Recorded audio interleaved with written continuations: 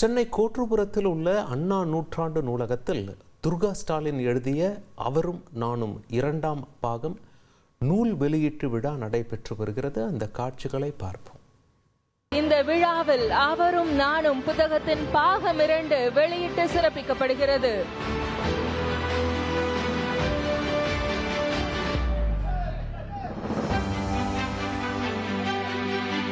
உலகிலேயே ஒரு அரசியல் தலைவரை பற்றி அவரின் மனைவியால் அன்போடும் நேசத்தோடும் எழுதப்பட்ட மிகச்சிறந்த ஆவணம் அவரும் நானும் புத்தகம். கூடுதல் தகவல்களை செய்தியாளர் தாயுமானவன் வழங்க கேட்கலாம். தாயுமானவன், உங்களுடைய தகவல்களை பதிவு செய்யுங்க. சென்னை கோட்டூர்புரத்தில் இருக்கக்கூடிய அண்ணா நூற்றாண்டு நூலகத்துல முதலமைச்சரின் மனைவி துர்கா ஸ்டாலின் எழுதியிருக்கக்கூடிய அவரும் நானும் பாகம் 2 நூல் வெளியீட்டு விழாவானது தற்போது நடைபெற்று வருகிறது. எழுத்தாளர் சிவசங்கரி நூலை வெளியிட டபே குழுமத்துடைய நிர்வாக இயக்குனர் மல்லிகா சீனிவாசன் இந்த முதல் பிரதிநிதியை பெற்றுக் கொண்டிருந்தார். தொடர்ச்சியாக முதலமைச்சருடைய மனைவி துர்கா ஸ்டாலின் நிகழ்ச்சியில ஏற்புரையை இன்னும் சற்று நேரத்துல ஆற்ற இருக்கிறார்.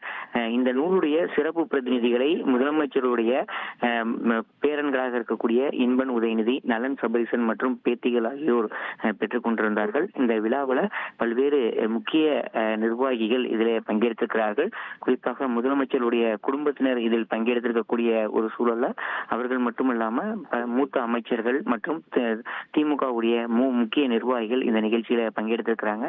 ஏற்கனவே இந்த நூலுடைய முதல் பாகம் வெளியிடப்பட்டிருந்த ஒரு சூழல்ல இரண்டாவது பாகமாக இந்த நூலில் முதலமைச்சர் ஸ்டாலின் தற்போது ஆற்றி வரக்கூடிய பணிகள் குறித்தும் சமகால அரசியல் நிகழ்வுகளை முதலமைச்சரின் ஸ்டாலினுடைய நிர்வாகம் தொடர்பாகவும் தனது பார்வையில முதலமைச்சருடைய மனைவியாக துர்கா ஸ்டாலின் பல்வேறு கருத்துக்களை இந்த நூலின் வாயிலாக தெரிவித்திருக்கிறார்.